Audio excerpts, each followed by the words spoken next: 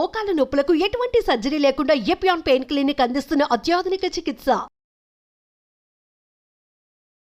Hello అండి, నమస్తే. Welcome to Suman TV. నేను గీతాంజలి. ప్రస్తుతం మనతో పాటు కన్సల్టెంట్ ఫ్యామిలీ ఫిజిషియన్ అండ్ ప్రముఖ డయాబెటాలజిస్ట్ డాక్టర్ ఆనంద సాగరే ఉన్నారు. వారి గురించి ఒక్క మాటలో చెప్పాలంటే ప్రామినెంట్ ఫిజిషియన్ అవార్డు అందుకున్నటువంటి డాక్టర్ ఆవిడ. అందులోనూ చాలా మందికి హెల్త్ పట్ల అవేర్నెస్ కల్పిస్తున్నారు వివిధ మాధ్యమాల ద్వారా. అంటే యూట్యూబ్ కావచ్చు, ఇన్స్టా ఫాలో అయ్యే వాళ్ళకి చాలా మందికి తెలుసు. అంటే మేబీ ఇంత చిన్న చిన్నవి మనం ఎందుకు ఫాలో అవ్వలేకపోతున్నాం, ఇవి కనుక మనం పాటిస్తే మన హెల్త్ చాలా బాగుంటుంది కదా అనే ఆలోచన ఆటోమేటిక్గా వారి మాటలు విన్నాక మనకు అనిపిస్తుంది అనమాట. నాకు అనిపించింది ఒకసారి మాట్లాడదాము, నాకు కొన్ని డౌట్స్ ఉన్నాయి, మీ డౌట్స్ అలాగే నావి అన్ని కలిపి ఒకసారి అడిగితే కొంచెం క్లియర్ చేసుకుందాం అనుకున్నా. 12 years ఎక్స్పీరియన్స్లో ఆవిడ చాలా మందికి ఇలా సజెషన్స్ ఇచ్చారు, ట్రీట్ కూడా చేశారు. సో ఇంకా ఆలస్యం ఎందుకు, మాట్లాడేద్దాం డాక్టర్ గారితో. హలో డాక్టర్ గారు. నమస్తే. ఎలా ఉన్నారు? I'm good, thank you. Good and beautiful ఎప్పుడు కదా. Thank you. So are you? Thank you. కానీ మ్యామ్ చాలా డౌట్స్ అండి. Please. డయాబెటీస్ గురించి అసలు నేను ఇవాళ ఒక యుద్ధమే ప్రకటిద్దాం అనుకున్నాను. అనుకున్నాను. అంతే. ఇది వరకు రోజుల్లో డయాబెటీస్, బీపీ, షుగర్ ఈ రెండు వచ్చాయంటే వాళ్ళకు ఒక 60-70 ఏళ్ళు ఉండుంటాయి ఈజీగా. అవును. పలానా తాతయ్యకి ఇలా వచ్చిందంట, ఈ అమ్మమ్మకి ఇలా వచ్చిందంట, ఈ నానమ్మకి ఇలా వచ్చిందంట, అంతే. ఆ తర్వాత బాబాయిలకి, మామలకి, ఇంకా అంటే ఫ్యామిలీ హిస్టరీలో ఉందంటే ఇంకా నాన్నకి వచ్చినట్టు, తర్వాత అమ్మకి, అలా అలాను మా అన్నయ్యకి వచ్చింది. ఈవెన్ ఇంత చిన్న ఏజ్లో నాకే ఇప్పుడు డయాబెటీస్ ఇలా రీసెంట్గా నేను నోటీస్ చేశాను అనే స్టేజ్కి వచ్చేసాం. అసలు ఏంటిది, ఒకప్పుడు ఎక్కడో పెద్ద ఏజ్ వాళ్ళకి వచ్చేది, ఇప్పుడు ఇంత యంగ్ ఏజ్ వాళ్ళలో ఎందుకు చూస్తున్నాం అసలు? అది ఒక్క మాటలో చెప్పాలంటే మన పెద్దవాళ్ళందరూ అన్ని రకాల ఫుడ్స్ తినేవారు, కానీ వాళ్ళు చాలా ఎక్కువ కష్టపడేవారు. ఒక చోటు నుంచి ఒక చోటుకి వెళ్ళాలన్నా, ఫర్ ఎగ్జాంపుల్ ఆ ఇడ్లీ తినాలన్నా పిండి బాగా రుబ్బేవాళ్ళు. సో కాయా పెద్ద కష్టం పని. ఎక్కువ చేసేవాళ్ళు. ఇప్పుడు మనకి టెక్నాలజీ వచ్చింది, విచ్ ఇస్ అ బ్లెస్సింగ్, మనకు అది అవసరం కూడా. కానీ షార్ట్ కట్స్ ఎక్కువ ఉన్నాయి. కూర్చున్న చోటే వర్క్ ఫ్రమ్ హోమ్ అని, కనీసం ఆఫీస్కి వెళ్ళే ఆ చిన్న శ్రమ కూడా లేకుండా, బస్ స్టాప్కి నడిచే కానీ లేకుండా మనం ఇంట్లోనే ల్యాప్టాప్లో we can work from home అనే వాళ్ళు కాదు. I include even my profession as a doctor or engineer or lawyer, ఎవరైనా సరే కూర్చొని మనం పనిచేస్తున్నాం చాలాసేపు ప్రిడామినెంట్లీ. దీంతో పాటు మనం మార్చుకోకుండా ఉన్నది మన పెద్దవాళ్ళు తిన్న ఫుడ్సే మనం ఇంకా తింటున్నాం. సో సెడెంటరీ లైఫ్ స్టైల్తో పాటు ఆ కార్బోహైడ్రేట్ రిచ్ డైట్ తీసుకుంటూ వ్యాయామం అనేది చేసుకోకుండా ఉండడం వల్ల ఆ ఏజ్ గ్యాప్ ఏదైతే 60-70 ఏళ్లలో వచ్చే డయాబెటీస్ ఉండిందో అది చిన్న చిన్నగా దాటుకుంటూ 20 ఏళ్ళకి 25 ఏళ్ళకి కూడా వచ్చేసింది మనకి. సో మెయిన్ రీజన్ ఫుడ్ అంటారు మీరు. Food and no exercise. Okay. So common గా ఒక హెల్దీ లైఫ్ స్టైల్ ఉండాలంటే అసలు ఏం చేయాలి చెప్పండి? నాకు అసలు డయాబెటీస్ రావద్దు, నా నుంచి నా ఫ్యామిలీకి ఇంకా అసలు స్ప్రెడ్ అవ్వద్దు అని అనుకోవాలని ఒక వ్యక్తి అనుకుంటే ఏం చేయాలి? అసలు తన లైఫ్ స్టైల్ ఎలా ఉండాలి? సింపుల్ థింగ్, మరీ క్యాల్కులేట్ చేసుకొని లెక్క పెట్టుకొని తినక్కర్లేదు. కానీ మనకి కావాల్సిన పోషకాహారాలు ఒక ప్లేట్ ఆఫ్ ఫుడ్ లో మనకు ఉండాల్సింది carbohydrates, protein, fats, vitamins and minerals. Fat అంటే మనకి పెరుగు, పాల ద్వారా, మన కుకింగ్ ఆయిల్ ద్వారా మనకి అది వచ్చేస్తుంది, దాని గురించి మనం టెన్షన్ పడక్కర్లేదు. వైటమిన్స్ అండ్ మినరల్స్ అంటే మనం తినే కాయగూరలు, పళ్ళ ద్వారా మనకు వస్తుంది, అది మనం ఇండియన్ డైట్ లో బాగానే పాటిస్తాం. ఎటొచ్చి తేడా వచ్చేది మనం కార్బోహైడ్రేట్. అంటే ఈ కార్బోహైడ్రేట్ దానికే ఇంకొక ముద్దు పేరు షుగర్. ఇది మనం తినే ప్రిడామినెంట్ డైట్ అంటే మన రైస్ గానీ, రోటీ గానీ, మన సౌత్ ఇండియన్ టిఫిన్స్, వీటన్నిటిలో కార్బోహైడ్రేట్ ఉంటుంది. అది తీసుకోవడం తప్పనట్లేదు, కానీ అన్నిటికంటే ఇంపార్టెంట్ అయిన ప్రోటీన్ మన డైట్ లో ఉండదు. ఈ ప్రోటీన్ అనేది వెజిటేరియన్ ప్రోటీన్ ఉంటుంది, నాన్ వెజిటేరియన్ ప్రోటీన్ ఉంటుంది.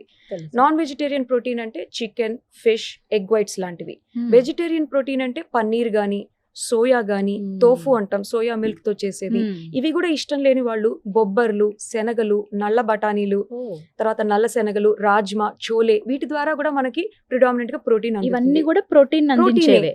కానీ ఇవన్నీ మనం తింటాం, ఇది ఎవరికైనా చెప్పినా సరే మేము తింటాం ఆల్రెడీ అంటారు. బట్ గమనించాల్సింది ఏంటంటే ఈ ప్రోటీన్ మనము సండే చికెన్ గానో, ఎప్పుడైనా ఒకసారి చోలే గానో, టిఫిన్స్ లో గానీ తింటాం తప్పితే ఎవ్రీ డే ఎవ్రీ మీల్ లో మన ప్రోటీన్ ఉండాలి. అది మనం ఎవరైనా తినట్లేదు. We are only taking carbs, vitamins and minerals and fats and leaving protein. ఇప్పుడు శనగలు, కాబోలి శనగలు కావచ్చు, కలచన, ఇవన్నీ ఏంటంటే రోజు తీసుకుంటామా గ్యాస్ ఫామ్ అవుతుంది కదా అనే వాళ్ళు కూడా ఉన్నారు. మరి వారికి ఇచ్చే సమాధానం? అంటే మనకి కొన్ని శనగల ద్వారా గానీ, కొన్ని జాతుల ద్వారా గానీ మనకంత గ్యాస్ ఫార్మేషన్ ఉండదు. ఫర్ ఎగ్జాంపుల్ మనం కందిపప్పు, పెసరపప్పు కూడా ప్రోటీనే. బట్ దాంట్లో కార్బోహైడ్రేట్ కూడా స్లో కార్బ్స్ అంటాం. ఉండనే ఉంటుంది. సో కందిపప్పు అందరికీ అరుగుతుంది. పెసరపప్పు మళ్ళీ గ్యాస్ చేస్తుంది, బ్లోటింగ్ అని చెప్తారు. సో అది ఏదైనా వెజిటబుల్ తో కుక్ చేసినప్పుడు ఫైబర్ కూడా దానికి యాడ్ అయినప్పుడు మనకు అంత గ్యాస్ట్రిక్ ట్రబుల్ ఉండదు. రోజు తీసుకోవచ్చా అండి ఇప్పుడు మీరు చెప్పిన ప్రోటీన్ సోర్సెస్ ఏవైతే ఉన్నాయో? We have to take. Okay. సాధారణంగా ఒక మనిషి అంటే ఒక సుమారుగా ఒక పెద్దవాళ్ళు గానీ, యంగ్స్టర్స్ గానీ 60 to 70 కిలో వెయిట్ గ్రామ్స్ ఉన్న వాళ్ళు minimum 50 to 60 grams of protein per day తినాలి. అంటే రోజుకి 50 నుంచి 60 గ్రాముల ప్రోటీన్ మనం తీసుకోవాలి. ఏ రూపంలో తీసుకోవాలి? ఇప్పుడు మీరు చెప్పినవి ఉడకబెట్టి తీసుకోవాలా, నానబెట్టి అలాగా తినేయచ్చా? మీరు అన్నారే గ్యాస్ ట్రబుల్ అని, Yeah. అది నానపెట్టి సాతాలించి మొలకలు వచ్చిన గింజలు తింటే చాలా మంచిది, కానీ అది అందరికీ అరగదు. అలాంటప్పుడు దాన్ని ముందే ఓవర్ నైట్ సోక్ చేసి నెక్స్ట్ డే దానికి చిటికెడు ఉప్పేసి బాయిల్ చేసిన తర్వాత తింటే ఆ పైనుండే ఆ లెక్టిన్ కోట్స్ అనేది తగ్గిపోయి మనకి ఇండైజెషన్ అవ్వకుండా, బ్లోటింగ్ అవ్వకుండా ఉంటుంది. డాక్టర్ గారు ఒక పని చేస్తాం మేము, ఏంటంటే అలా జస్ట్ వేసి సాల్ట్ వేసి ఉడకబెట్టి తినేసే కన్నా అందులో కొంచెం ఉల్లిపాయలు, చక్కగా ఆయిల్ వేసి, కొన్ని పోపు దినుసులు వేసి, జీలకర్ర, కరివేపాకు, ఎండుమిర్చి ఇవన్నీ వేసి తాలింపు పెట్టుకొని తింటాం. అసలు అలా తినొచ్చా? తినొచ్చు. అంటే తినాల్సిన హెల్దీ ఫుడ్ ని you make your own recipe and do it. అంతే, వై నాట్? కాకపోతే కొంచెం ఆయిల్ తక్కువ. ఇక్కడ ఆలివ్ ఆయిల్ రిప్లేస్ చేసుకోవచ్చా వీటి బదులు? ఇలా ఉంటుంది అంటే ఆలివ్ ఆయిల్ లో దేర్ ఆర్ 2 టైప్స్ అగైన్. కాకపోతే జనరల్ గా ఆలివ్ ఆయిల్ అనేది రాగా దాని మన ఫుడ్ సర్వింగ్ మీద డ్రెస్సింగ్ లా వేసుకొని తినడానికి ఓకే. ఇదే ఆలివ్ ఆయిల్ ని హీట్ చేసినప్పుడు అది మళ్ళీ ట్రాన్స్ ఫ్యాట్ గా మారుతుంది. సో కొన్ని ఆయిల్స్ హీట్ ఇవ్వకూడదు, ఆలివ్ ఆయిల్ హీట్ చేయకూడదు. మళ్ళీ virgin cold pressed olive oil చేయొచ్చు. సో అంటే మనం దీంట్లో డెప్త్ కి వెళ్లే కొద్దీ నార్మల్ జనాలకి అసలు ఆయిల్ లోనే ఇంత కాన్సెప్ట్ ఉందని కన్ఫ్యూజ్ అవుతారు. కానీ ఆలివ్ ఆయిల్ వాడే కన్నా కూడా నార్మల్ ఆయిల్ ఇలా యూస్ చేయొచ్చా మ్యామ్? 1-2 స్పూన్స్ కి పర్వాలేదా? తీసుకోవచ్చండి. సింపుల్ ఫండా ఒకటి గుర్తుపెట్టుకోవాల్సింది ఏంటంటే ఏ ఆయిల్ అయినా తన పని ఏంటి? ఫుడ్ ఫ్రై చేయడం. So as long as oil food frying కి యూస్ చేస్తున్నాము అంటే అది ఎక్కువగా మనం తీసుకోకూడదు. నేను అందరికీ చెప్పేది ఒకటే సింపుల్ గా, per person 1/2 litre of oil per month ఖర్చు అవ్వాలి అంతే. మన ఇంట్లో ఒకవేళ 4 ఉన్నారనుకోండి, ఒక ఫ్యామిలీ 2 లీటర్స్ అండి. 2 litres of oil for the entire months cooking. 5 litres can 2-3 అవుతాయి మేడం. సో ఏ రేంజ్ లో తింటున్నాము లెక్క లేకుండా ఆయిల్ తీసుకొని పాపం వాళ్ళు కష్టపడి మళ్ళీ పొద్దున వాకింగ్కి వెళ్ళి వస్తాను, నేను అసలు స్వీట్స్ ఏ ముట్టుకోను, అయినా నేను వెయిట్ లాస్ అవ్వట్లేదు అంటారు. ఈ చిన్న చిన్న విషయాలు జాగ్రత్త పడితే సగం బరువు అక్కడే తగ్గచ్చు. సో ఈ విధంగా ఫాలో అవ్వాలి. అంటే ఇప్పుడు ఫర్ ఎగ్జాంపుల్ ఒక ప్లేట్, ఒక ఫుల్ మీల్ లేదా ఒక ప్లేట్ ఎలా ఉండాలండి? తినే భోజన పదార్థాలు అసలు ఏమేమి ఉండాలి ఒక ప్లేట్ లో? పర్ఫెక్ట్ ప్లేట్ అని అంటే నేను ముందు లంచ్ తో చెప్తాను. మనం మధ్యాహ్నం వి ఆల్ ఆర్ భోజన ప్రియులు కాబట్టి మనందరం లంచ్ ని కొంచెం ఎక్కువ ఎంజాయ్ చేస్తాము. So if you're taking a plate of food, ఒక కంచంలో మనకు కావాల్సినంత ఫుడ్ పోర్షన్, కంచం నింపము, మధ్యలో కొంచెం భాగం సర్కిల్ లా మనం అనుకుంటే, మనం ఇంత భోజనం తింటున్నాము అంటే అందులో కరెక్ట్ గా సకానికి సగం మనం ప్రోటీన్ తినాలి. అది పప్పు, మన అందరం పప్పు తింటాం, పాలకూర పప్పునో ఏదో ఒక కాయగూర పప్పు, దాంతో పాటు నానపెట్టి సాతాలించుకునే గింజలు గానీ, లేదా ఎగ్ వైట్స్ గానీ, ఫ్రై చేసుకునే ఎగ్ వైట్స్, ఉడకబెట్టుకున్న బాయిల్డ్ ఎగ్స్ కానీ, చికెన్ గానీ, ఫిష్ గానీ, లేదా వెజిటేరియన్స్ అయితే పన్నీర్ గానీ తీసుకోవచ్చు. దీంతో పాటు కాయగూరలు ఉండాలి మనకి, ఇంకొక 1/4 పోర్షన్. ఇంకా మిగిలిన హాఫ్ లో 1/4 షుడ్ బి వెజిటబుల్స్. అది రా ఫామ్ లో క్యారెట్, కీరా, క్యాప్సికమ్, ఆనియన్ అలా సలాడ్ లా తినొచ్చు, లేదా మనం తక్కువ ఆయిల్ తో కుక్ చేసుకున్న కూరలు అయినా తినొచ్చు. లైక్ సొరకాయ, బీరకాయ, ఆనపకాయ, మనం ఇంట్లో వండుకునే కూర ఏదైనా. ఇంకా మిగిలిన పావు పోర్షన్ లో maximum portion will be carbohydrate, అంటే షుగర్స్. మన రైస్ గానీ, చపాతీ గానీ, రోటీ గానీ, జొన్న రొట్టి గానీ, లేదా గోధుమ అన్నం అంటారు, బ్రౌన్ రైస్, ఇవి ఏవైనా తీసుకోవచ్చు. ఆ మిగిలిన లిటిల్ పోర్షన్ ఏదైతే ఉందో అది ఫ్యాట్. అది మన ఇండియన్ డైట్ లో మనం పెరుగు, మజ్జిగ రూపంలో తీసుకుంటాం. ఓకే. సో రైస్, పప్పు, vegetable curry, protein which is majorly missing అని చెప్పాను చూసారా, ఇలా ఏదన్నా తీసుకుంటూ మనం దానికి మజ్జిగ, పెరుగు యాడ్ చేసుకుంటే it's good. It is a complete meal. ఇదే ఒకవేళ రాత్రిపూట తింటున్నప్పుడు ఇన్ జనరల్ గా కూడా ఎవరికైనా సరే మన నైట్ డైజెషన్ అనేది కొంచెం స్లో ఉంటుంది, సిస్టమ్ అనేది అప్పుడు సెట్ అవుతూ ఉంటుంది, స్లో డౌన్ అవుతాం. ఆల్సో మనం నైట్ భోజనం తిన్న తర్వాత అలసిపోయి ఉంటాం కాబట్టి will just SIT down, TV చూడడం కానీ, ఫోన్ చూడడం కానీ, కూర్చొని ఉంటాం, ఎక్కువ కదలిక అనేది ఉండదు. సో క్యాలరీ బర్నింగ్ కానీ మనం ఎక్కువ ఖర్చు పెట్టాం. సో పెద్దవాళ్ళు కూడా చెప్పేది ఏంటంటే లంచ్ కంటే మన భోజనం కొంచెం తక్కువ ఉండాలి. ఇదే పోర్షన్ మన నైట్ కూడా తిన్నామంటే మళ్ళీ will gain weight or more calories. కొంచెం ఆ అన్నం పోర్షన్ కానీ, ఆ ప్రోటీన్ పోర్షన్ కానీ తగ్గించుకొని లంచ్ లో తీసుకునే పోర్షన్ కంటే 3/4 తీసుకోవాలి డిన్నర్ కి. ఓకే. సో ఇది పర్ఫెక్ట్ మీల్ తీసుకోవాలి. సో ఇప్పుడు ఫుడ్ గురించే మాట్లాడుకుంటే గనక ప్రోటీన్ విషయం అనేది చాలా మందికి ఒక క్వశ్చన్ మార్క్ అండి. ఎలా తీసుకోవాలి ఏంటి? ఇప్పుడు వెజ్ లవర్స్ కంటే మీరు ఇందాక చెప్పిన వాటిల్లో ఓకే. అండ్ నాన్ వెజ్ అనగానే చికెన్ అనేది ఫస్ట్ అందరికి గుర్తొస్తుంది. అవును. సో ఇవి ఎంత మోతాదులో అనేది వెయిట్ బట్టే ఉంటుంది అని కొంతమంది అంటారు. అలా వెయిట్ బట్టి కూడా తీసుకోవాలండి. ఉదాహరణకు 90 కేజీలు ఉన్న వ్యక్తి 90 గ్రాములు తీసుకోవాలా? ఎస్, యాక్చువల్లీ 90 గ్రాములు. కానీ మన ఇండియన్ డైట్ ప్రకారంగా ఎవ్రీ డే అంత ప్రోటీన్ మనం రిసోర్స్ చేసుకోవడం కుదరదు కాబట్టి అదం పక్షాన అంటారు కనీసం on an average 60 to 70 grams protein మనం తీసుకోవాలి per day. అంటే ఇప్పుడు బాగా ప్రోటీన్ పౌడర్స్ ఇప్పుడు కాదు ఎప్పటి నుంచో ఉన్నవి ఇవి. అవును, సో నేను నా ఫుడ్లో అంత దొరకదేమో. నేను రోజు పొద్దున్నే పాలల్లోనో ఒక జ్యూస్లోనో ఒక స్పూన్ ప్రోటీన్ పౌడర్ వేసేసుకుంటాను. దానివల్ల ఏమైనా ప్రాబ్లం అవుతుందా? అది నేను అసలు కన్జ్యూమ్ చేయొచ్చా చేయకూడదా అని అడుగుతారు. It's a very debatable question మీరు అడిగింది. బట్ నా అవగాహన ప్రకారం నాకు తెలిసినంత చెప్తాను. But there is more to learn. Okay, ఒకటి ఏంటంటే there are some category of people. పప్పు అనేది మన ఇండియన్ హౌస్ హోల్డ్ లో ఎవ్రీడే తింటాం. అది Yeah, ఏ రోజు పూటైనా ఉండేది. డెఫినెట్లీ ఉంటుంది. ఆ పప్పుతో పాటు ఒకవేళ నాన్ వెజిటేరియన్స్ అయితే కంపల్సరీ ఎగ్ కానీ చికెన్ కానీ ఎవ్రీడే ఉంటుంది. ఇలా వాళ్ళు భోజనంలో ఆల్రెడీ ప్రోటీన్ తీసుకుంటున్నప్పుడు మళ్ళీ స్పెషల్గా ప్రోటీన్ పౌడర్స్ అనేది తీసుకోవడం వల్ల how much is too much అనేది వాళ్ళు తెలుసుకోలేకపోతారు. మనకి ప్రోటీన్ డైజెషన్ అంతా అయ్యేది కిడ్నీస్లోని. సో మనం ఆ బర్డెన్ ఎక్కువ ఇస్తే కిడ్నీస్ అంత తీసుకోలేక కిడ్నీ ఫెయిల్యూర్ అవ్వడం, క్రియాటిన్ అని కొన్ని వాల్యూస్ పెరుగుతాయి, మనకి యూరినేషన్ ఫార్మింగ్ అనేది కొంచెం డిఫెక్ట్ అవుతుంది, కిడ్నీ Okay. స్టోన్స్ ఫార్మేషన్ ఉంటుంది. సో ఏది మితిమీరి చేయకూడదు. So the best thing is ఈ ప్రోటీన్ పౌడర్ తీసుకుంటే బెనిఫిటా కాదా అన్నది పక్కన పెడితే మనకి ప్లేట్లో న్యాచురల్గా దొరుకుతున్న ప్రోటీన్ మనకి ఏమేమి తీసుకోవాలో అవగాహన ఉన్నప్పుడు బయటకు మనం తీసుకోక్కర్లేదు. ఓకే. సో బ్రేక్ఫాస్ట్ గురించి మాట్లాడదాం ఒకసారి. చాలా మందికి ఏంటంటే బ్రేక్ఫాస్ట్ అనగానే ఫస్ట్ ఒక టీ లేదా ఒక కాఫీ ఒక పెద్ద గ్లాస్ తాగేస్తాము. తర్వాత చక్కగా ఇడ్లీలు దోశలు. ఇప్పుడు కొంచెం అవగాహన పెరిగిందండి. ఓట్స్ ఇలాంటివి తీసుకున్నారు, లేకపోతే మిల్లెట్స్ లాంటివి, ఈ ఉప్మా ఇలాంటివి ట్రై చేస్తున్నారు. ఓట్స్ ఉప్మా లేకపోతే అందులో కూడా మిల్లెట్స్ దోశలు కానీ ఇవి చేస్తున్నారు. పర్ఫెక్ట్ బ్రేక్ఫాస్ట్ అంటే ఏంటి అసలు? ఏవి తీసుకోవాలి? Very frank, there is no perfect breakfast. ఎందుకంటే వీఆర్ స్టార్టింగ్ అవర్ డే కాబట్టి మనకి ఇష్టమైన ఫుడ్తో స్టార్ట్ చేయాలనేది నేను ఒకటి నమ్ముతాను బాగా. Just because something is healthy మనకి ఇష్టం లేని ఫుడ్తో స్టార్ట్ చేయలేం. కానీ హ్యావింగ్ సెడ్ దట్ మన ప్రిడామినెంట్ బ్రేక్ఫాస్ట్ అన్ని కార్బోహైడ్రేట్ రిచ్. తప్పు కాదు, కార్బోహైడ్రేట్ మంచిదే. కానీ కార్బోహైడ్రేట్లో మెయిన్ జరిగేది ఏంటంటే ఎంత తెల్లగా మన ఫుడ్ ఐటమ్ ఉంటే, ఎంత బాగా అది పిండి పట్టి సన్న పౌడర్తో చేసింది అయితే, లైక్ రైస్ పౌడర్తో చేసిన మన దోశలు కానీ ఇడ్లీలు కానీ ఉప్మా కానీ మీరు వినే ఉంటారు, ఇడ్లీ తింటే నాకు బాగా అరిగిపోతుంది అంటారు. మళ్ళీ తొందరగా ఆకలేస్తుంది. Yes, exactly. అంటే మన గ్లైసిమిక్ ఇండెక్స్ ఒక్కసారిగా పైకి పెరిగి టప్పుని పడిపోతుంది. Then you are hungry again. So తెలిసి తెలియకుండా మళ్ళీ ఆ హంగర్ ని కంటైన్ చేసుకోవడం, ఒక షుగర్ తో 2 బిస్కెట్లు టీ తీసుకోవాలనిపిస్తుంది, లేకపోతే ఏదైనా ఒక స్వీట్ ఉన్న ఒక చాక్లెట్ తినాలనిపిస్తుంది, లేదా కొంచెం షుగర్ ఎక్కువ వేసుకొని ఒక చిక్కటి కాఫీ తాగాలనిపిస్తుంది. అలా కాకుండా మనం ప్రోటీన్ యాడ్ చేస్తే కనుక మన బ్రేక్ఫాస్ట్ లో, I always tell, Indian diet తీసుకుంటున్నా సపోజ్ 4 ఇడ్లీ తినే అలవాటు ఉన్న వాళ్ళు 2 ఇడ్లీ తీస్తూ ఒక 2 ఎగ్ వైట్స్ కూడా యాడ్ చేసుకుంటే it is a combination is good. మీకు నచ్చిన ఇడ్లీ తింటున్నారు, ప్రోటీన్ కూడా ఇస్తున్నారు. ప్రోటీన్ వల్ల ఉపయోగం ఏంటంటే త్వరగా కడుపు నిండిపోతుంది, you feel full for longer time. And protein అనేది మన దినచర్య కూడా చాలా important. So you are giving energy with carbs and also you are giving protein with stamina. So అది ఇట్స్ అ గుడ్ కాంబినేషన్. ఇంకా ఇందులో ఇంకొంచెం హెల్దియర్ వర్జన్ కి వెళ్ళాలంటే పెసలు అనేది చాలా మంచిది మన ఒంటికి. మీరు ఇందాక అడిగినట్టు పెసలు డైరెక్ట్ గా తింటే బ్లోటింగ్ గ్యాస్ ఉంటుందని అన్నారు. దాన్ని పెసరట్టు ఫామ్ లో తిన్నప్పుడు in fact you won't feel that. ఎందుకంటే అవి మనం రాత్రంతా నానపెట్టి పేస్ట్ గా చేసి మనం దోశగా వేసినప్పుడు ఆల్మోస్ట్ అది కుక్ అయిపోతుంది.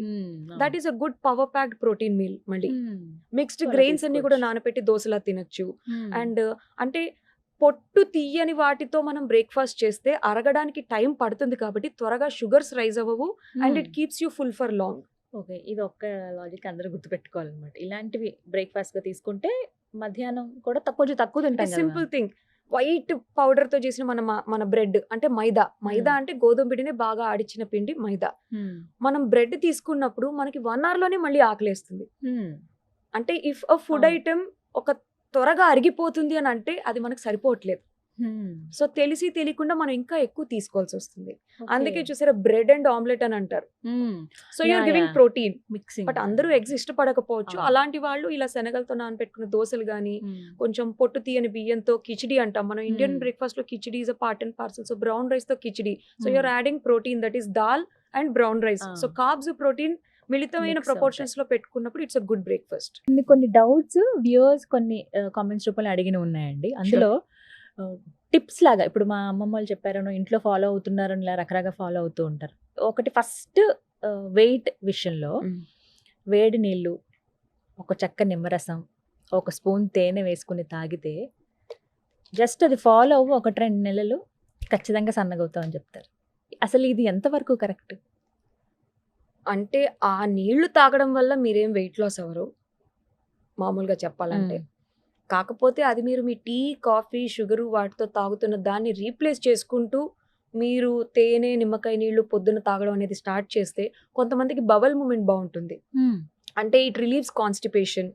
సో తద్వారా యుల్ ఫీల్ లైటర్. అండ్ ఒక పంచదారతో తాగే కాఫీ టీని రీప్లేస్ చేసి తీసుకుంటున్నావు కాబట్టి కొంచెం చేంజ్ అనేది కనిపించచ్చేమో మీ బాడీ వెయిట్ లో.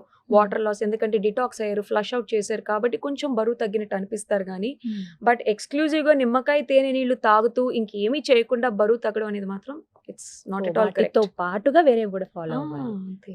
ఇది చాలా ఇంపార్టెంట్. చాలా మంది ఇది ఒక్కటికి ఫాలో అయిపోతున్నారు. ఇంకొకటి కంపారిజన్స్ ఉంటాయండి. పలానా వ్యక్తి ఈ నిమ్మరసం తాగి టీ, కాఫీ అన్ని మానేశారు, అసలు చాలా బాగా వెయిట్ తగ్గిపోయారు, నేను కూడా టీ, కాఫీ ఒకటి మానేస్తాను కానీ నాకు వెయిట్ లాస్ అనేది అవ్వలేదు, ఎందుకు ఇలా ఉంటుంది అని అడుగుతారు. అంటే మనం ఏ 2 persons ని కంపేర్ చేయలేం. కొంతమందికి బాగా రెగ్యులర్ గా మనం మాట్లాడుకున్నట్టు రైస్ కానీ ఇవన్నీ తినే అలవాటు ఉన్న వాళ్ళు ఒక్కసారిగా రైస్ ని తగ్గిస్తే కూడా వాళ్ళలో చాలా మార్పు ఉంటుంది. I tell you simple example. Already sedentary life style కి కూర్చొని పని చేసి అలవాటైన ఉన్న ఒక వ్యక్తికి జంక్ ఫుడ్ తింటూ షుగరో లేకపోతే కొలెస్ట్రాలో లేదా ఓవర్ వెయిట్ అయ్యి వచ్చినప్పుడు ఇవన్నీ మీరు మార్చుకోండి, కొంచెం రైస్ తగ్గించండి, లేకపోతే డైలీ ఒక హాఫ్ అన్ అవర్ వాకింగ్ చేయండి అని చిన్న చిన్న సజెషన్స్ ఇచ్చినప్పుడు మార్పు ఎక్కువ కనిపిస్తుంది. 110 kilos ఉన్న వాళ్ళు సడన్ గా 100 kiloskో 80 kiloskో రావడం అనేది మనం చూస్తాం. ఎందుకంటే that person never followed any good habits కాబట్టి.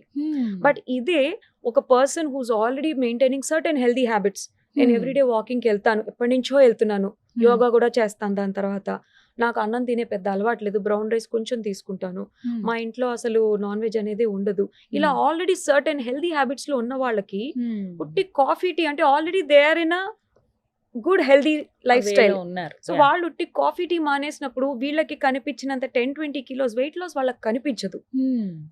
So maybe that is their plateau phase అంటాం. అంటే బరువు తగ్గడంలో కూడా ఒక స్టేజ్కి వచ్చాక అది ఆగిపోతుంది. అంతకు మించి మనం ఏమైనా కష్టపడి ప్రయత్నం చేస్తే అందుకే మనకి కనిపిస్తుంది. అందుకే అంటారు you should shock your body అంటారు. అదే రకమైన వ్యాయామం కానీ అదే రకమైన డైట్ కానీ ఎప్పటి నుంచో ఫాలో అయితే బాడీ ఒక స్టేజ్కి వచ్చాక ఆగిపోతుంది, యాక్సెప్ట్ చేయదేమో, చేయరు. అందుకే కొంతమంది నేను ఇక్కడ రైస్ ముట్టుకోను అని అంటారు. అలా ఎప్పటికీ చేస్తూ ఉండకూడదు. ఈ వారం ఒకవేళ రైస్ ఆపి ఉట్టి గోధుమతో చేసిన గోధుమ రవ్వ కానీ గోధుమ జావ తీసుకుంటూ అలా ఉన్నా నెక్స్ట్ వీక్ మళ్ళీ రైస్ ఇంట్రడ్యూస్ చేసి వేరే ఐటమ్ ని స్కిప్ చేయాలి. So you have to shock your body. మన డైజెస్టివ్ సిస్టమ్ ని కానీ మన బాడీని కానీ షాక్ చేయాలి. వ్యాయామంలో కూడా అంతే. ఎప్పుడు వాకింగే చేస్తూ ఉండకుండా కొన్ని రోజులు సైక్లింగ్ చేసుకోవడం, కొన్ని రోజులు స్విమ్మింగ్ కానీ, కొన్ని రోజులు ఏదైనా షటిల్ బ్యాట్ తో ఆడడం కానీ, టెన్నిస్ కానీ, different moments of sport activity, మళ్ళీ you can come back to your walking. So every 3 months you should change your diet and your form of activity, exercise.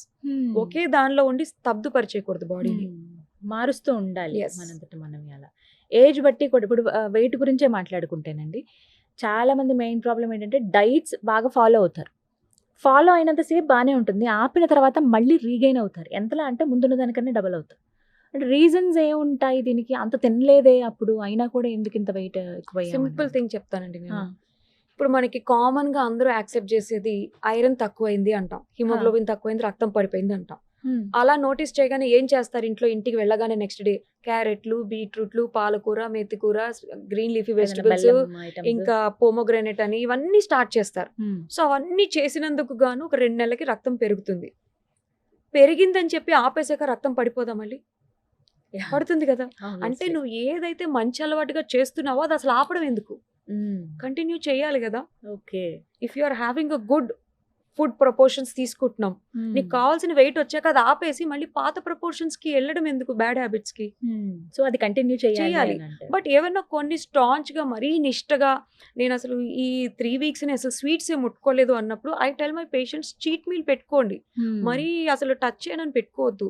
వారం అంతా మనం తీసుకోవాల్సిన హెల్దీ లైఫ్ స్టైల్ తీసుకుంటూ like in terms of diet and exercise Saturday Sunday కొంచెం ఆట వేడిపు ఇవ్వాలి. మళ్ళీ ఆ సాటర్డే సండే చేసే చీట్ మీల్స్ కి కానీ అబ్యూస్ కి కానీ ఈ వారం రోజులు చేసిన పని వేస్ట్ అవ్వకూడదు. సో కొంచెం మితంగా you can just treat your self. That is ఏదో సెల్ఫ్ అప్రైజల్ అంటారు. ఇన్ని రోజులు నేను హెల్దీగా ఉన్నాను కాబట్టి I deserve to eat this treat. ఇన్ని రోజులు కష్టపడ్డాను కాబట్టి Saturday Sunday I'm just going to relax. అలాంటి రోజుల్లో యోగా చేస్తూ మెడిటేషన్ చేస్తూ బాడీని కామ్ డౌన్ చేయడం మంచిది. సొంత వైద్యం మా అందరికీ అలవాటే. కొంచెం జలుబు వచ్చింది తెలిసిందే కదా, మెడికల్ షాప్కి వెళ్ళి ఒక టాబ్లెట్ తెచ్చుకుంటాం. ఆ జలుబు నుంచి పెద్ద డిసీజ్ వరకు కూడా టాబ్లెట్ వేసుకుంటే నయమైపోతుందిలే, ఒకవేళ మితిమీరితే అప్పుడు డాక్టర్ దగ్గరికి వెళ్దాం అనే ఆలోచన చాలా మందికి ఉంటుంది. ఈ ఎంతవరకు కరెక్ట్ ఇలా ఈ సొంత వైద్యం అనేది మనం డిసైడ్ అయిపోయి లేకపోతే ఇప్పుడు కొంచెం ఇదిగా అంటే డాక్టర్ని ఎవరినో అడిగి తెచ్చుకుంటున్నారు, కానీ ఊర్లలో ఇలా ఉండదండి. వెళ్ళి మెడికల్ షాప్ అతన్ని అడుగుతారు, కడుపు నొప్పి వచ్చింది ఏదన్నా ఒక టాబ్లెట్ ఇవ్వరా అని, తలనొప్పికి ఏదన్నా ఒక టాబ్లెట్ ఇవ్వరా. ఇది బాగా అలవాటు మాకు. ఇవి ఎంతవరకు కరెక్ట్ అసలు? టు బి వెరీ ఫ్రాంక్ ఇది అసలు కరెక్ట్ కాదండి. ఎందుకంటే అన్ని ఇప్పుడు హెడేకే తీసుకుంటే అన్ని హెడేక్స్ ఒకలాంటి హెడేక్స్ కాదు. సో బేసిక్ రెమెడీ అంటే అప్పటికప్పుడు మన ప్రాణాలకి కొంచెం బెటర్ ఫీల్ అవ్వడానికి లేదా ప్రాణాపాయ స్థితిలో ఉన్నప్పుడు ఏదైనా చేసుకోవడానికి అయితే మెడికేషన్ తీసుకోవచ్చు. ఫర్ ఎగ్జాంపుల్ ఎలర్జీ, దద్దులు వచ్చేసే ఒళ్ళంతా వెంటనే ఏళ్ళకి ఎలర్జీ టాబ్లెట్ వేసుకున్నా పర్వాలేదు. బాగా ఒళ్ళు కాలిపోతుంది, జ్వరం వచ్చింది, థర్మోమీటర్తో చూసుకుంటే రైజ్ అయింది టెంపరేచర్, వెళ్ళి ఒక పారాసెటమాల్ తెచ్చుకొని వేసుకోవచ్చు, నో ప్రాబ్లం. లేకపోతే మనకి బాగా డిహైడ్రేటెడ్ గా లూజ్ మోషన్స్ అవుతున్నాయి, లూజ్ మోషన్స్ అరికట్టడానికి వెళ్ళి ఒక మందు తెచ్చుకోవచ్చు. వామిటింగ్స్ ఆగట్లేదు, వెళ్ళి మాత్ర తెచ్చుకోవచ్చు. ఇవి ఏంటంటే సింపుల్ కంప్లైంట్స్ కి మనం తెచ్చుకొని వేసుకోవచ్చు. బట్ అది కూడా ఆ సిమ్టమ్ ఒకవేళ ఆ రోజు నుంచి మరుసటి రోజుకి కూడా అది వెళ్తున్నప్పుడు you have to see the doctor, because not all fevers are the same. అది డెంగ్యూ అవ్వచ్చు, చికున్ గున్యా అవ్వచ్చు, నార్మల్ వైరల్ ఫీవర్ అవ్వచ్చు, ఎనీ బ్యాక్టీరియల్ ఫీవర్ కూడా అవ్వచ్చు. సో జ్వరం యొక్క టెంపరేచర్ ని బట్టి అది వచ్చే విధానం బట్టి ఈ డయాగ్నోసిస్ మారుతుంది. ఇది మీకు మెడికల్ షాప్ వాడు చెప్పలేడు. There is a reason why we're doctors and we studied for almost 10 years చదువుతాం. 5 years MBBS లోని, తర్వాత MD గాను, లేకపోతే ఆ తర్వాత రూరల్ సర్వీస్ చేసో ఒక ఎక్స్పీరియన్స్ ఉంటుంది. So there is a reason for that. అది ఓవర్ ద కౌంటర్ మెడికేషన్స్ లో వాళ్ళు ఏం చేస్తారంటే వెంటనే రిలీఫ్ రావాలని చెప్పి ఒక పారాసిటమాల్, దాంతోపాటు ఒక స్ట్రాంగ్ యాంటీబయాటిక్ ఇచ్చేస్తారు. యాంటీబయాటిక్ డోస్ కి ఒక్కొక్కసారి ఫీవర్ రెస్పాండ్ అయ్యి మళ్ళీ రాకపోవచ్చు, బట్ ఆ రోజుకి ఆ టెంపరేచర్, ఆ ఫీవర్ సిమ్టమ్స్ ని మనం మాస్క్ చేస్తున్నాం. బట్ అది అంతర్లీనంగా ఇన్ఫెక్షన్ అనేది పెరుగుతూ ఉంటుంది. సో డాక్టర్ దగ్గరికి వచ్చేటప్పటికి సార్ నేను ఆల్రెడీ ఈ మెడికేషన్ వాడి ఆపేసాను అంటారు. దానివల్ల మనకు వచ్చే ఒక సైడ్ ఎఫెక్ట్ ఏంటంటే యాంటీ మైక్రోబియల్ రెసిస్టెన్స్. అంటే మన బాడీలో క్రిమికీటకాలు ఏవైతే బ్యాక్టీరియా ప్యాథోజన్స్ ఉంటాయో నువ్వు ఒక యాంటీబయాటిక్ ఇచ్చి తీసేయడం వల్ల అవి వాటిని చవి చూసి వాటికి తద్వారా రెసిస్టెన్స్ డెవలప్ చేసుకుంటాయి. సో నువ్వు డాక్టర్ దగ్గరికి వెళ్ళినప్పటికీ ఆ యాంటీబయాటిక్ పనిచేయదు. We have to give another secondary antibiotic. అప్పుడు హై డోస్ యాంటీబయాటిక్ ఇవ్వాల్సి వస్తుంది. ఇలా రిపిటేటివ్ గా మనం బాడీని డిఫరెంట్ యాంటీబయాటిక్స్ కి ఎక్స్పోజ్ చేసి అబ్యూస్ చేయడం ద్వారా మల్టీ యాంటీమైక్రోబియల్ రెసిస్టెన్స్ అని కూడా వచ్చేసింది అందరికి. సో అంటే ఒకప్పుడు మనకి ఎజిథ్రోమైసిన్ వినే ఉంటారు, అది ఇవ్వడం అంటేనే చాలా గ్రేట్ అన్నమాట. దాన్ని కూడా దాటిపోయి పెన్సిలిన్ స్టేజ్ వరకు వచ్చింది దీనివల్ల. అంటే ఫీవర్స్ అన్ని ఒకటేనా అండి అని అడుగుతూ ఉంటారు. ఇప్పుడు నార్మల్ ఫీవర్, డెంగ్యూ ఫీవర్ కి ఈ వైరల్ ఫీవర్స్ కి డిఫరెన్స్ ఏంటి అనేది చెప్పాలంటే వాటి మార్పులు ఒక ఫస్ట్ 3 days అయితే గానీ మనకు అర్థం కావు. అంటే డెంగ్యూ జ్వరానికి ముఖ్యంగా మోస్ట్ కామన్లీ చాలా హై గ్రేడ్ ఫీవర్స్ వస్తాయి. స్టార్టింగ్ ఒక 102, 103 ఫీవర్ తో డెవలప్ అవుతారు. అదొక 5-6 days దాకా వాళ్ళకి ఆ టెంపరేచర్స్ ఉంటాయి. అదే చిక్కున్ గున్యా అయితే మొదలవడమే వాళ్ళకి బాగా మోకాళ్ళు, భుజాలు అన్ని జాయింట్స్ అన్ని నొప్పితో స్టార్ట్ అయ్యి చలి జ్వరం వస్తుంది. అదే నార్మల్ మైల్డ్ వైరల్ ఫీవర్ అంటే ఒక లో డోస్ టెంపరేచర్ అంటే ఒక 199 లో ఫ్లక్చుయేట్ అవుతూ ఒక వారం రోజుల దాకా ఉంటుంది. అంటే టెంపరేచర్ మరి బలహీన పరిచే అంత ఎక్కువ ఉండదు, అలానే రొటీన్ వర్క్స్ కి వెళ్ళే అంత తక్కువ ఉండదు. సో ఇదేంటంటే ఫస్ట్ 2-3 days అందుకే పేషెంట్స్ కి చెప్పేది ఏంటంటే టెంపరేచర్ వచ్చినప్పుడు టాబ్లెట్ వేసుకోవడం, తడిగుడ్డతో తడుపుకోవడము, ఎలక్ట్రాల్ వాటర్ బాగా తీసుకోవడము, ద్రవ పదార్థాలు ఎక్కువ తీసుకోవడం చేయాలి. 2వ రోజుకి 3వ రోజు కూడా టెంపరేచర్ తగ్గనప్పుడు they have to come to the doctor. మీరు ఓవర్ ద కౌంటర్ మెడికేషన్స్ అంటే నాకు గుర్తొచ్చింది. ఐ హావ్ రీసెంట్ పేషెంట్, ఒకళ్ళు అంటే I can't say the name, but పాపం అత్యుత్సాహంతో తొందరగా జ్వరం అణిచేయాలి, తగ్గిచ్చేయాలి, దాన్ని నార్మల్ చేయాలనే తపనతో పారాసెటమాల్ వేసుకున్నారు. తగ్గట్లేదు టెంపరేచర్. అంటే టెంపరేచర్ తగ్గడం కొంచెం వ్యవధి ఇవ్వాలి. గంటలో టెంపరేచర్ తగ్గలేదని నైస్ అని ఒక టాబ్లెట్ వేసుకున్నారు, ఆస్పిరిన్ వేసుకున్నారు. Oh my God. Diclofenac sodium అనేది ఒక కాంపోనెంట్, అది గుడ్ పెయిన్ కిల్లర్. కానీ ఇలా వైరల్ జ్వరంలో దాన్ని వేసుకోవడం వల్ల అది ప్లేట్లెట్స్ మీద ప్రభావితం చూపించి ప్లేట్లెట్స్ డౌన్ అయ్యి బ్లీడింగ్ మోషన్తో వచ్చి అడ్మిట్ అయ్యారు. బ్లీడింగ్ మోషన్తో వచ్చి అడ్మిట్ అయినప్పుడు ఫస్ట్ అనుమానం ఏంటంటే పైల్స్ కానీ హెమరాయిడ్స్ కానీ ఉందేమో అని అనుమానిస్తాం. బట్ ఎక్స్పీరియన్స్ డాక్టర్స్ అందరం ఉంటాం కాబట్టి జ్వరం తను చెప్పినప్పుడు బాగా గుచ్చి అడిగితే చెప్పిన విషయం ఏంటంటే నేను ఇలా 3 రకరకాల పెయిన్ కిల్లర్స్ తీసుకున్నాను టెంపరేచర్ నార్మల్ చేయడానికి, because I have a meeting in the office tomorrow మా హెచ్ఆర్తో, so I have to be there on the work అని చెప్పారు.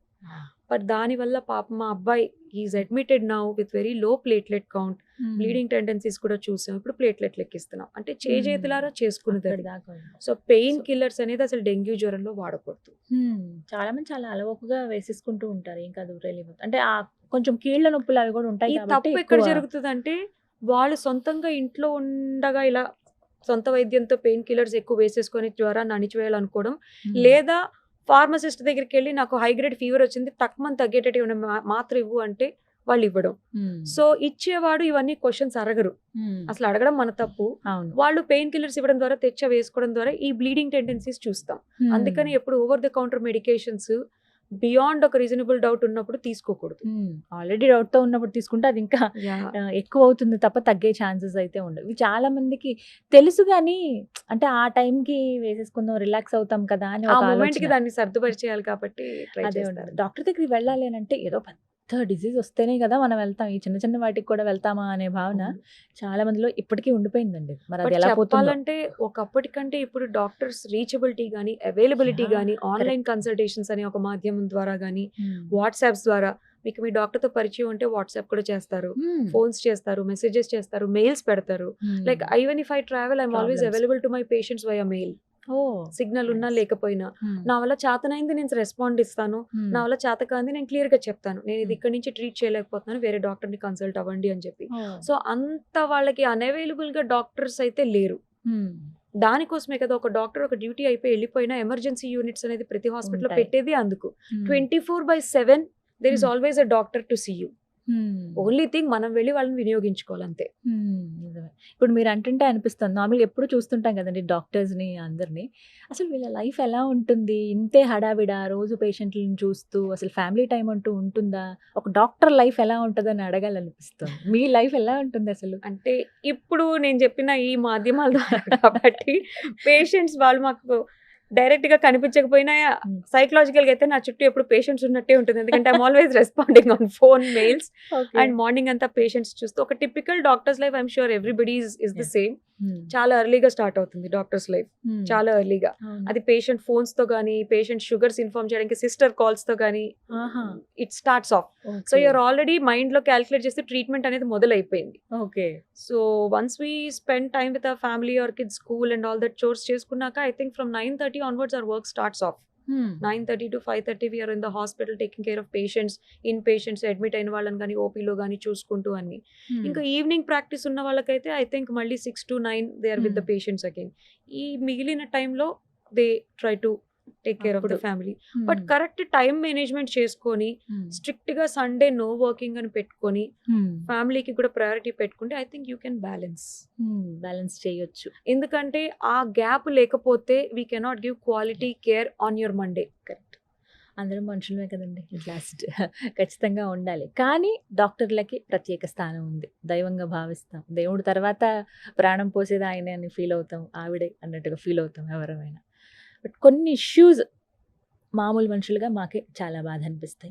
ఒక డాక్టర్గా మీ రెస్పాన్స్ తెలుసుకోవాలనుకున్నాను. రీసెంట్గా జరిగిన ఇష్యూ కోల్కతా ఆర్జికర్ హాస్పిటల్, చాలా మనసుని కలిచివేసింది ఆ సంఘటన. కానీ అంటే డ్యూటీలో ఉన్న డాక్టర్ మీద ఇలా జరిగితే అసలు ఏంటి పరిస్థితి అనేది ఒక క్వశ్చన్ మార్క్ అలా ఉండిపోయింది. అది విన్నప్పుడు ఏమనిపించింది as a doctor? As a doctor నా మైండ్లో స్ట్రైక్ అయిన క్వశ్చన్ ఏంటంటే, ఐ ఆల్వేస్ బీన్ టెలింగ్, ఒక డాక్టర్ కష్టపడి ఒక ర్యాంక్ సాధించి ఒక మెడికల్ కాలేజ్లో సీట్ పొందడానికే ఎంతో సాక్రిఫైస్ చేస్తాం.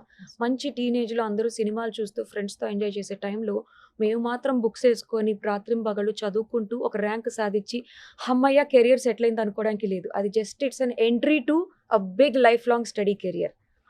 సో ఎంసెట్ అని అప్పట్లో మా అప్పుడు ఉండేది. అందులో ర్యాంక్ వస్తే మెడికల్ కౌన్సిలింగ్ ద్వారా ఒక కాలేజ్లో చేరుతాం. నేను గాంధీ మెడికల్ కాలేజ్లో చదువుకున్నాను. 5 ఏళ్ల చదువు తర్వాత నెక్స్ట్ ఏం స్పెషాలిటీ చేయాలి, ఆ స్పెషాలిటీ ఎగ్జామ్ కంటే పీజీ ఎంట్రన్స్ కి మళ్ళీ ఇంతే కష్టపడి చదవడం. మళ్ళీ అది 3 ఏళ్ళు చదివిన తర్వాత మా డిగ్రీ మాకు ఇవ్వలేదు. స్పెషల్ రూరల్ సర్వీస్ అని పెట్టి మళ్ళీ we had to work in the government hospital which was good experience కోసం. సో అంటే సుమారు ఒక 10 ఏళ్ళు మేము చదువుకుంటున్నాం.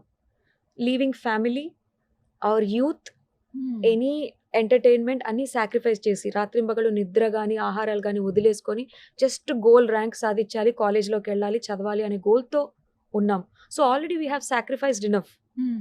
ఈ ఇన్సిడెంట్ విన్నాక అనిపించింది మానం కూడా సాక్రిఫైస్ చేయాలా, మానం మర్యాదలు కూడా కోల్పోయి మనం ఒక డాక్టర్ వృత్తిలోకి వెళ్ళాలా అనే క్వశ్చన్ వచ్చి this is definitely discouraging to the next generation. So అంటే ఇంత కష్టపడి చదువుకున్న తర్వాత దెబ్బలు తినడానికో మానం మర్యాద కోల్పోవడానికో అయితే ఇక్కడ వరకు రాలేదు. అది చాలా బాధ కలిగించింది. I was really upset for 2-3 days. Of course దానికి సపోర్టివ్గా Indian medical association taken a decision. We could not practice. చెప్పాలంటే మేము పేషెంట్స్ని చూడలేదు అనడం కంటే చూడలేకపోయాము అని చెప్తాను. సో కానీ బాధ అనిపించింది చాలా. అంటే మేమందరం ఫీల్ అవ్వడం వేరు, మీకు అనిపించేది కూడా వేరుగా ఉంటుంది. మేబీ ఇప్పుడు ఉండుంటే తను మేబీ నెక్స్ట్ తను మంచి పొజిషన్ లో ఉండేదేమో. Definitely such a bright career. And parents కి కూడా ఎంతో కలత ఉంటుంది కదా వాళ్ళ కళ్ళ ముందు. I'm sure they did see all the struggles. మీరు ఈ 12 years లో ఏమైనా ప్రాబ్లం ఫేస్ చేశారండి? నిజంగా అలా మీరు చదువుకునేటప్పుడు ఎస్, ఎందుకంటే నేను గాంధీ మెడికల్ కాలేజ్ లోని గాంధీ హాస్పిటల్ డ్యూటీస్ చేసేవాళ్ళము. ఎమర్జెన్సీ డ్యూటీ, క్యాజువాలిటీ డ్యూటీస్ అని ఉండేవి మాకు. క్యాజువాలిటీ డ్యూటీస్ నైట్ వచ్చాయి అంటే అది ప్రాణాంతకం. ఇంకా అది ఎవరు ఎస్కేప్ అవడానికి లేదు. కాకపోతే అప్పట్లో ఇంత సెక్షువల్ వైలెన్సెస్, క్రైమ్స్, పర్వర్జన్స్ లేవు కాబట్టి ఇలాంటి భయాలు లేవు వాస్తవానికి. మహా అంటే భయం ఉందంటే ఆ పేషెంట్ వచ్చి కొడతారేమో, యాక్సిడెంట్ అయిన పేషెంట్ రిలేటివ్స్ మాబ్ అటాక్ అంటాం, అలాంటివి జరుగుతాయేమో అని భయం ఉండేది.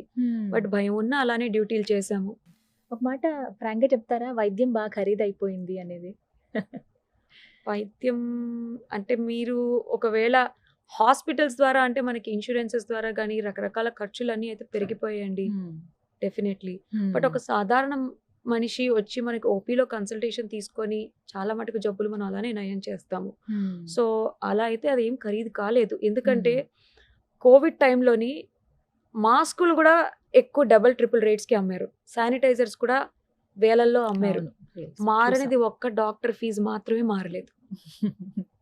సో అక్కడే అర్థం చేసుకోవాలి, మేము ఖరీదు కాలేదు, సిచ్యువేషన్స్ ఖరీదు అయిపోయాయి.